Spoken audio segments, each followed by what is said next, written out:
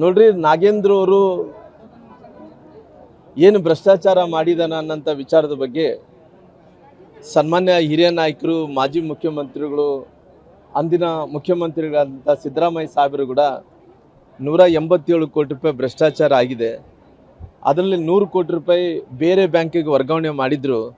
ಅದು ಬೇರೆ ಬ್ಯಾಂಕ್ದಿಂದ ಬೇರೆ ಕಡೆ ಎಲ್ಲಿಗೂ ಹೋಗಲಿಲ್ಲ. 87 ಕೋಟಿ ಮಾತ್ರ ಭ್ರಷ್ಟಾಚಾರ ಆಗಿದೆ ಅನ್ನೋಂಥ ಮಾತು ಅಂದಿನ ಹಣಕಾಸಿನ ಮಂತ್ರಿಗಳಾಗಿ ಅನುಭವ ಇದ್ದಂಥವ್ರು, ಅನೇಕ ಬಾರಿ ಸಚಿವರಾದಂಥವ್ರು, ಅನೇಕ ಬಾರಿ ಮುಖ್ಯಮಂತ್ರಿಗಳಾದಂಥವ್ರು ಅವರೇ ಸದನದಲ್ಲಿ ಒಪ್ಕೊಂಡಿದ್ದರು. ಒಪ್ಕೊಂಡ ನಂತರ ಅವರು ಏನಾಯಿತು, ಅವರು ರಾಜೀನಾಮೆಯನ್ನು ಕೊಡಬೇಕಾಯಿತು. ರಾಜೀನಾಮೆಯನ್ನು ಕೊಟ್ಟ ನಂತರ ಅವರು ಜೈಲಿಗೆ ಹೋಗಬೇಕಾಗಿತ್ತು.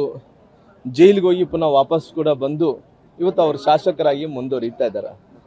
ಈ ಸರ್ಕಾರ ಹೆಂಗಾಗಿದೆ ಅಂದ್ರೆಗಿನ ಇವತ್ತು ಸದನದಲ್ಲಿ ಮುಖ್ಯಮಂತ್ರಿಗಳು ಸಮರ್ಥನೆ ಮಾಡ್ಕೊತಾ ಇದ್ದಾರೆ.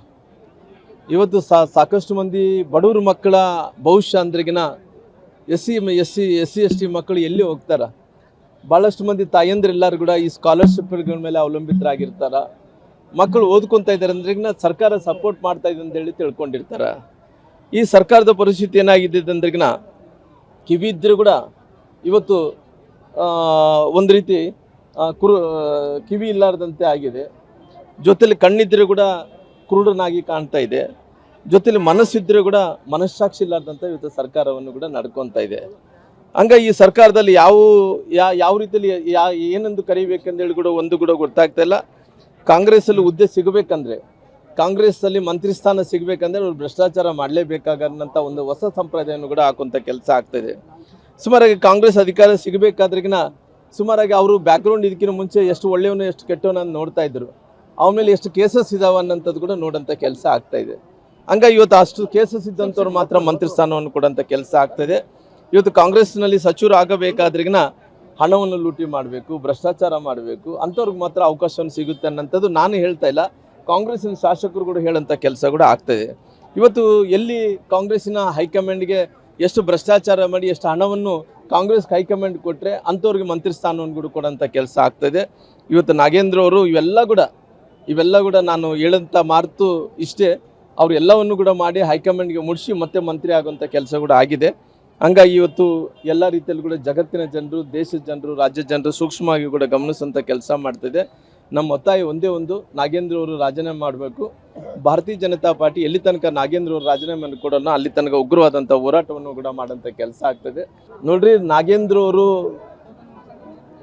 ಏನು ಭ್ರಷ್ಟಾಚಾರ ಮಾಡಿದಾನ ಅನ್ನೋಂಥ ವಿಚಾರದ ಬಗ್ಗೆ ಸನ್ಮಾನ್ಯ ಹಿರಿಯ ನಾಯಕರು, ಮಾಜಿ ಮುಖ್ಯಮಂತ್ರಿಗಳು, ಅಂದಿನ ಮುಖ್ಯಮಂತ್ರಿಗಳಾದಂಥ ಸಿದ್ದರಾಮಯ್ಯ ಸಾಹೇಬರು ಕೂಡ 187 ಕೋಟಿ ರೂಪಾಯಿ ಭ್ರಷ್ಟಾಚಾರ ಆಗಿದೆ.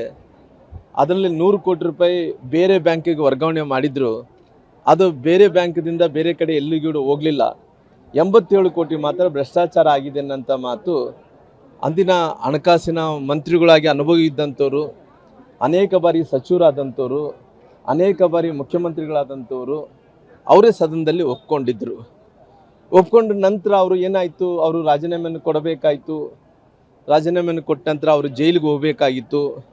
ಜೈಲಿಗೆ ಹೋಗಿ ಪುನಃ ವಾಪಸ್ ಕೂಡ ಬಂದು ಇವತ್ತು ಅವರು ಶಾಸಕರಾಗಿ ಮುಂದುವರಿತಾ ಇದ್ದಾರೆ. ಈ ಸರ್ಕಾರ ಹೆಂಗಾಗಿದೆ ಅಂದ್ರೆಗಿನ ಇವತ್ತು ಸದನದಲ್ಲಿ ಮುಖ್ಯಮಂತ್ರಿಗಳು ಸಮರ್ಥನೆ ಮಾಡ್ಕೊತಾ ಇದ್ದಾರೆ. ಇವತ್ತು ಸಾಕಷ್ಟು ಮಂದಿ ಬಡವ್ರ ಮಕ್ಕಳ ಭವಿಷ್ಯ ಅಂದ್ರೆಗಿನ ಎಸ್ ಸಿ ಎಸ್ ಟಿ ಮಕ್ಕಳು ಎಲ್ಲಿ ಹೋಗ್ತಾರೆ? ಭಾಳಷ್ಟು ಮಂದಿ ತಾಯಂದ್ರೆಲ್ಲರೂ ಕೂಡ ಈ ಸ್ಕಾಲರ್ಶಿಪ್ಗಳ ಮೇಲೆ ಅವಲಂಬಿತರಾಗಿರ್ತಾರೆ. ಮಕ್ಕಳು ಓದ್ಕೊತಾ ಇದ್ದಾರೆ ಅಂದ್ರೆಗಿನ ಸರ್ಕಾರ ಸಪೋರ್ಟ್ ಮಾಡ್ತಾ ಇದೆ ಅಂತೇಳಿ ತಿಳ್ಕೊಂಡಿರ್ತಾರೆ.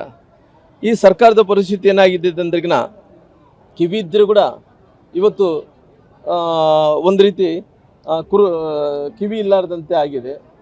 ಜೊತೆಲಿ ಕಣ್ಣಿದ್ರೂ ಕೂಡ ಕುರುಡನಾಗಿ ಕಾಣ್ತಾ ಇದೆ. ಜೊತೆಲಿ ಮನಸ್ಸಿದ್ರೂ ಕೂಡ ಮನಸ್ಸಾಕ್ಷಿ ಇಲ್ಲಾರ್ದಂತೆ ಇವತ್ತು ಸರ್ಕಾರವನ್ನು ಕೂಡ ನಡ್ಕೊತಾ ಇದೆ. ಹಂಗಾಗಿ ಈ ಸರ್ಕಾರದಲ್ಲಿ ಯಾವ ರೀತಿಯಲ್ಲಿ ಏನೆಂದು ಕರಿಬೇಕಂದೇಳಿ ಕೂಡ ಒಂದು ಕೂಡ ಗೊತ್ತಾಗ್ತಾ ಇಲ್ಲ. ಕಾಂಗ್ರೆಸ್ಸಲ್ಲಿ ಹುದ್ದೆ ಸಿಗಬೇಕಂದ್ರೆ, ಕಾಂಗ್ರೆಸ್ಸಲ್ಲಿ ಮಂತ್ರಿ ಸ್ಥಾನ ಸಿಗಬೇಕಂದ್ರೆ ಅವ್ರು ಭ್ರಷ್ಟಾಚಾರ ಮಾಡಲೇಬೇಕಾಗಂಥ ಒಂದು ಹೊಸ ಸಂಪ್ರದಾಯವನ್ನು ಕೂಡ ಹಾಕುವಂಥ ಕೆಲಸ ಆಗ್ತಾಯಿದೆ. ಸುಮಾರಾಗಿ ಕಾಂಗ್ರೆಸ್ ಅಧಿಕಾರ ಸಿಗಬೇಕಾದ್ರಿಗಿನ ಸುಮಾರಾಗಿ ಅವರು ಬ್ಯಾಕ್ಗ್ರೌಂಡ್ ಇದಕ್ಕಿಂತ ಮುಂಚೆ ಎಷ್ಟು ಒಳ್ಳೆಯವನು ಎಷ್ಟು ಕೆಟ್ಟವನು ಅಂತ ನೋಡ್ತಾ ಇದ್ರು. ಅವನ ಮೇಲೆ ಎಷ್ಟು ಕೇಸಸ್ ಇದಾವೆ ಅನ್ನೋಂಥದ್ದು ಕೂಡ ನೋಡೋಂಥ ಕೆಲಸ ಆಗ್ತಾಯಿದೆ. ಹಂಗಾಗಿ ಇವತ್ತು ಅಷ್ಟು ಕೇಸಸ್ ಇದ್ದಂಥವ್ರು ಮಾತ್ರ ಮಂತ್ರಿ ಸ್ಥಾನವನ್ನು ಕೊಡೋಂಥ ಕೆಲಸ ಆಗ್ತಾಯಿದೆ. ಇವತ್ತು ಕಾಂಗ್ರೆಸ್ನಲ್ಲಿ ಸಚಿವರು ಆಗಬೇಕಾದ್ರಿಗಿನ ಹಣವನ್ನು ಲೂಟಿ ಮಾಡಬೇಕು, ಭ್ರಷ್ಟಾಚಾರ ಮಾಡಬೇಕು, ಅಂಥವ್ರಿಗೆ ಮಾತ್ರ ಅವಕಾಶವನ್ನು ಸಿಗುತ್ತೆ ಅನ್ನೋಂಥದ್ದು ನಾನು ಹೇಳ್ತಾ ಇಲ್ಲ, ಕಾಂಗ್ರೆಸ್ಸಿನ ಶಾಸಕರು ಕೂಡ ಹೇಳೋಂಥ ಕೆಲಸ ಕೂಡ ಆಗ್ತದೆ.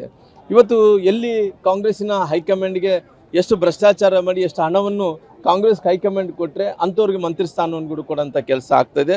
ಇವತ್ತು ನಾಗೇಂದ್ರ ಅವರು ಇವೆಲ್ಲ ಕೂಡ ನಾನು ಹೇಳೋಂಥ ಮಾತು ಇಷ್ಟೇ, ಅವರು ಎಲ್ಲವನ್ನು ಕೂಡ ಮಾಡಿ ಹೈಕಮಾಂಡ್ಗೆ ಮುಡಿಸಿ ಮತ್ತೆ ಮಂತ್ರಿ ಆಗುವಂಥ ಕೆಲಸ ಕೂಡ ಆಗಿದೆ.